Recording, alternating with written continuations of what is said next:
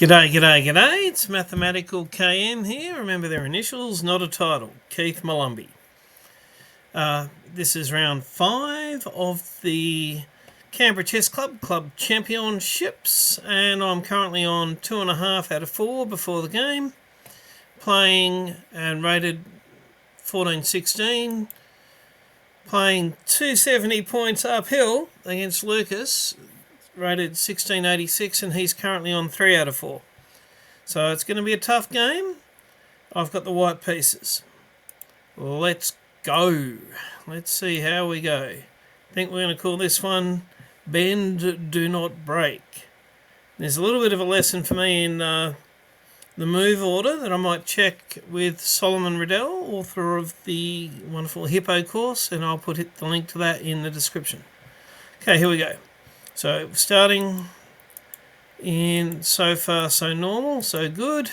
If you've been watching my videos, this is setting the hippo up very normally. Now, this is where maybe this knight coming into E2 before that fianchetto, purely because it covers the weakness C3, the hole, if you will. So let's wait and see how this all works. Bishop comes in. We ask the bishop to go away. Don't we wish we had that covered and threatening the rook? So we're being diverted from our typical hippo setup at move 8. So move the rook up, so it's still covering double coverage for now on the A pawn, and it might help with doubling the rooks later if that comes up, and it's also protecting the C pawn. He follows up with the queen, so he's got a battery coming in on the knight. I do currently have 3 pieces defending, but if I want a castle and fianchetto, then all of a sudden I would only have 1. So what to do from here? We finished developing our standard hippo setup. This is move 9. I've got a clock here. I've got an hour and 1, remembering it's starting with 60 minutes plus 30 seconds a move. I'm up to 61 minutes. And my opponent plays bishop to b4, which is a cunning move, and he's already 45 minutes on the clock. So whilst he's 270 rating points up, I would say that having spent 15 minutes while I went through the standard, if you will, 10 setup moves, he perhaps hasn't seen the hippo a whole lot. You know, from here, you'll note the cunningness. Oh, take the bishop with the pawn, lose the rook to the queen. No, we're not going to do that. So that's the setup. And the difficulty with taking the bishop with the pawn is the knight would not be covered. So what do? Well, we're going to fianchetto. I don't care. I like my fianchettoed bishops. Wanted me to castle. Fianchetto the bishop, and I can see a nice spot for this knight, which will cover the rook and allow the taking of that bishop, or more likely making the bishop run away. He develops a knight. It's actually called a mistake. H3 is one of the best move to Prophilaxis there, but just for now, already that makes A takes B4 a threat. And in many ways, that's the ball game. It's certainly not easy. And there's some ups and downs on this wild ride. But I looked at it, and just on this is coming into my move 12. I'll go from an hour down to 58, which is, it's only a few minutes, but I did spend a few minutes looking at Why is that not the move? In the end, I couldn't convince myself it wasn't, so I've played it. And in fact, it's a great move. He gets a pawn for his trouble. I take, and he gets another pawn for his trouble. So he has cleaned up 2 pawns for the piece. So that's not so bad. But on the other hand, highly activated rook, and the bishop's not bad either. So, but we'll go from there. So we're up +3, and we'll see how well we manage to take that through. And that was the best move. We want the queen to move, and we don't want it heading back there. And when it does move, the bishop's going to be stopping his king from castling kingside. That was the best move for his queen. It's headed back. We've been wanting to play that for some time. Move 15, we finished setting up our hippo with the prophylaxis protection. Okay, now we've got 3 pawns. He's got to use these pawns to show they're as good as a piece.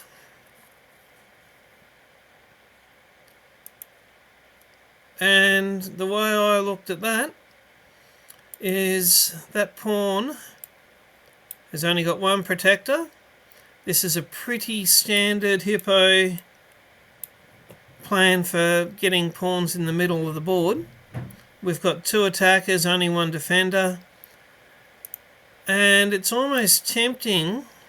It's not tempting. I would love for him to take, because that would be a wonderful outpost for my knight, coming with tempo on the queen and providing pressure on the e-pawn. So at the end of the day, strangely, d times c4 is his best move. But he pushes, which makes more sense to me. I don't get to place a knight on that outpost. It's locking it up in the middle.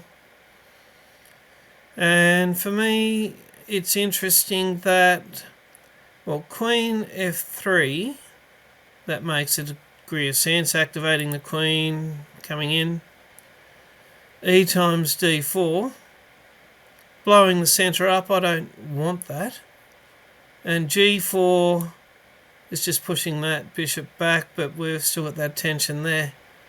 I actually, and we'll see how much the computer likes it, that's very much locked up the middle of the board there. And coming with tempo on that bishop, and it really can't go, the only place it can go is to e6. Must be feeling a little trapped, that bishop. Strangely enough, the opening I played before I learnt the hippo, the Iron English, that's the pawn structure for the Iron English, and typically that bishop would be there, and you'd castle. It's very nearly an Iron English sort of a setup. And it's not quite, but it does mean that I know some of the pawn pushes, and one of the attacking with the f-pawn might be on the cards. I'm already thinking about that at this stage. So he's backed it up, and to help that f-pawn push, it would be nice to have a rook here, and in fact a knight here. Be a strong push, and if nothing else has changed, we may even trap that bishop. So it's an inaccuracy, but I'm just getting ready for that f-pawn push. It's computer's saying it's already good. Do it now. Okay. That's interesting. The queen is pinning this knight to the king, and it's putting a little bit of pressure on that bishop. Obviously, it's not going to take it on its own. But so I've castled, which is excellent. We're still nearly 3 up. And I've now got a knight, a rook, and another pawn, all protecting with that push coming. So he's attacked over on this side, and still I've only got 1 piece protect. Oh, and the knight. 2 pieces protecting. If he was to take it, then taking back with the knight would come with tempo on the queen. He'd have to take with the bishop, or it would be interesting. I thought I didn't really have enough, and if I ended up using or moving that bishop, that the fact that the rook was hanging could have ended up being a problem in the calculations I was doing. So, and that was excellent. Rook to A1 would have achieved the same thing. The rook would have been protected. But now we've got a bit more protection here.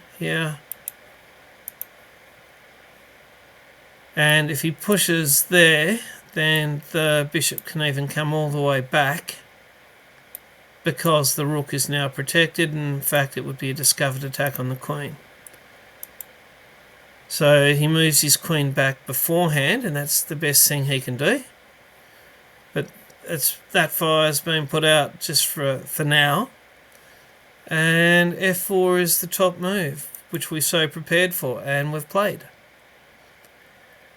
Now for black, pushing the b4 pawn, castling now, or playing or taking with the b pawn. They're all the best moves. And he's pushed. Now I was wondering how good this move would be, because I know he's threatening that bishop there. And if he pushes, it's not the pawn fork like I had on him, because for me, the queen could just take the pawn. And the move I've played isn't on that list, but I thought, let's trap that bishop. And it's good. So if he takes my bishop, I'll take his bishop. He pretty much has to take me back, and then I take that pawn back. So it's a bishop and a pawn for a bishop and a pawn. And, you know, we're a piece up, so that's pretty good. He takes the pawn. Now, which piece should I take back, the queen or the knight? And knight is best, and I thought the knight was best as well. Having a knight here, it's a little bit of an outpost. It's putting pressure on that pawn. It's also protecting over here, and you know, it's a nice place for a knight.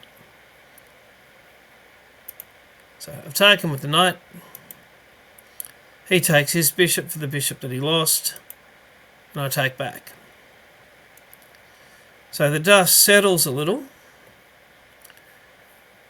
He's got an extra pawn here, which is well and truly blocked by the knight, and an extra pawn there. So he does have the 2 extra pawns for the piece that he's down. It's going to be up to me to keep them blocked and maybe win 1 or 2. And if all the other pieces come off, then I should win by virtue of being a piece up. Let's see how, you know, prophylaxis and just doing no harm works. He castles. Doubled the rooks, always a good idea, and it was excellent. Aiming at that pawn. If nothing else happened, I could get the queen in there and have 3, and then I could go in. With 2, I can't, because 2 attackers, 2 defenders, no good. 3 attackers, well. He brings that rook across. And this is where I've gone a little bit wrong. And this might be the weekend study about knight to c1. Well, yeah, I can tell that knight's not doing much at the moment. And I eventually do that. Rook to a5. Making it give double threats. That makes sense. And bishop f3 is also another move I do play, but not yet. They all make sense for improving the position. And if there's a lesson for Keith in this game, it's continue to improve the position and not to be quite so gung-ho on trying to force trades. Inaccuracy, we've dropped a point of eval. Still +2, but He doesn't want the trading off pieces, so he's brought that knight across. And we'll go from +2 down to +1.4. Because this is me crazy. Well, is it that crazy? But going trade, trade, trade, I'm a whole piece up. Yes, you've got a couple of pawns, but we're going to try and win with the pieces, having more of them. Having said that, these two need more activity. Okay. So I've doubled up on that pawn. He's only got the queen on it, so I could, again, let's try and get some of these pawns. If he doesn't do anything about it, we can grab that one. We're only plus 0.8 here, by the way, which is 2 pawns for the piece. That would be +1. So I've taken some positional advantage and really thrown it away, so it's just the eval is very much the +1 of material. Having said that, a piece can be considered better than 2 pawns a lot of the time. Okay, so again, trying to offer the trade of rooks. He doesn't want it. And what's more, he's now got 3 pieces protecting that pawn. Queen to b5. Oh, I guess so. That would have been nice, but I've got to activate this bishop. It's called a miss, and it will come into a plan. Okay, so he's got to prove these pawns are worth a piece, and he's throwing them down the board. What can we do to stop them? Well, a knight that is in the way of this one, and it can take there if that happens. It's just activating the knight and getting it to be of some assistance here. If I take him, he takes me, and the rook's threatening the queen, all sorts of badness. So if I leave it, so if he takes me, the knight can take, and then it's threatening that one and covering that one and blocking that one. The knight would be doing a fantastic job against 3 pawns.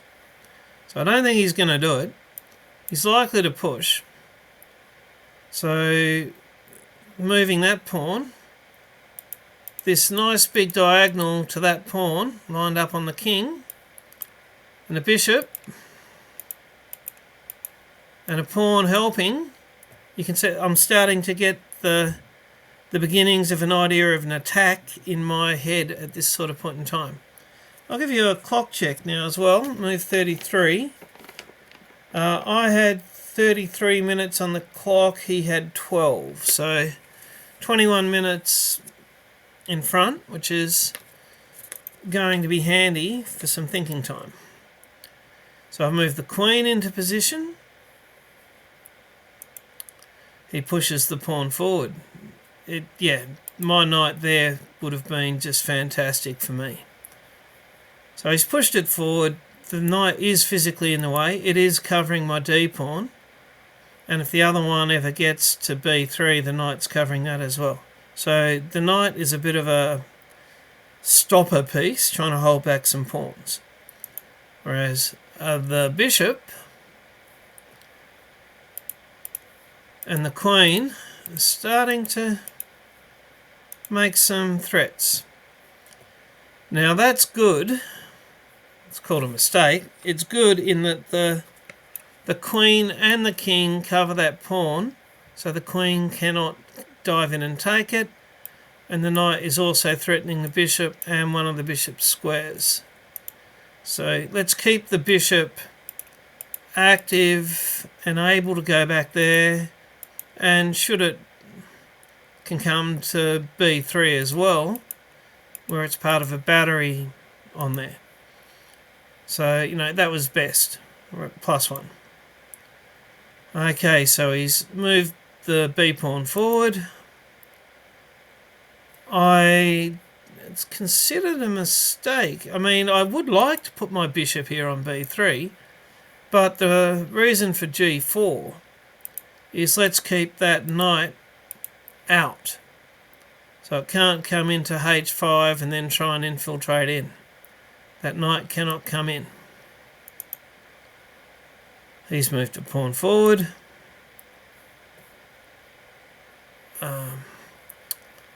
Again, I do want to put my bishop there, but it's not yet time. Maybe it was time. But rook to b1, lining up on that.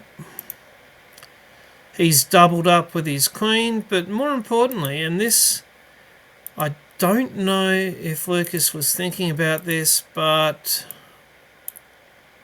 I was a little worried about knight takes, pawn takes knight, but then queen infiltrates in quite the position, threatening a rook and being very close to the king. So I was a bit worried he might get a perpetual, or even worse if he got in there. So I really wanted another bit of protection on e4. How to do that? Well, that works. It's considered a mistake and it's minus 0.2 to black. But now, if knight takes, pawn takes, queen would not take because bishop would take. I'm suspecting like that minus 0.2 is some of these things where he goes down some more pieces. With these, it would be 3 pawns coming. He might win the day with the pawns. That's worth looking at on the weekend. Anyway, he's realising that the knight can't come forward. He's instead rerouting it. Now, I'm going to try and smash through with the pawns.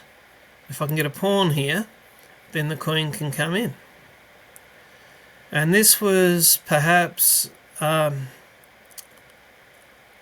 should have got some more protection around here, or the king more forward to help with this. I don't think I was in a huge rush over here. And this is where I nearly let a game that, well, by rating I was meant to lose, but by winning that early piece I was meant to win. But things go a little bit pear-shaped here. Okay, so that knight's come in, so it's sort of looking at all this sort of area, and that's sort of half of a thought now.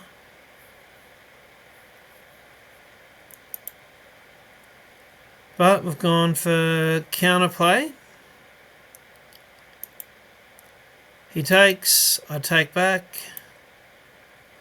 and it's not what I thought was going to happen, but instead I've got no way of protecting that pawn. The queen's going to be able to take it, and it's going to be able to take it with check. Computer says the only equality is actually just moving it forward anyway and letting the queen come in with check but not be taking the pawn. I guess that makes sense. But I was thinking, if that's going to happen, I want to be able to block with my queen. I've got to move my bishop. So, and that's a blunder. Be interesting to follow this one through. So he's meant to go at this point. Well, we'll follow the... See if he takes it. Then I'm meant to go knight takes. Then he takes. There was an error classifying the move, and then it's a great move.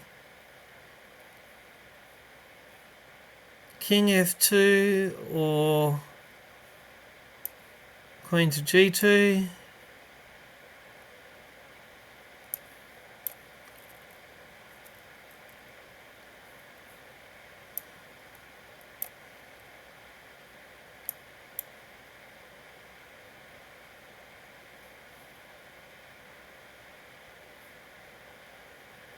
And it goes on, and he's got a queen with a bunch of pawns and backed up by a rook, and no doubt he gets a pawn through. That is the the path that I should have made sure couldn't happen. Fortunately for me, that knight takes b3 did not happen at that early stage, and he's instead played the take the pawn and check, which is pretty human. I've come across, so it's very similar to that line where I was really losing, but in fact it's still, an edge to black here because the queen's infiltrated very nicely there.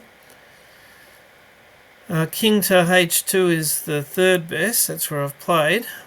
Third best becomes a mistake, and it's at this stage I think he's thinking about eating all of my pawns and then taking his pawns through. And to start that off, and that was the best move. And here I've got a way of going wrong, would be taking with the rook, but no, I'll take with the knight.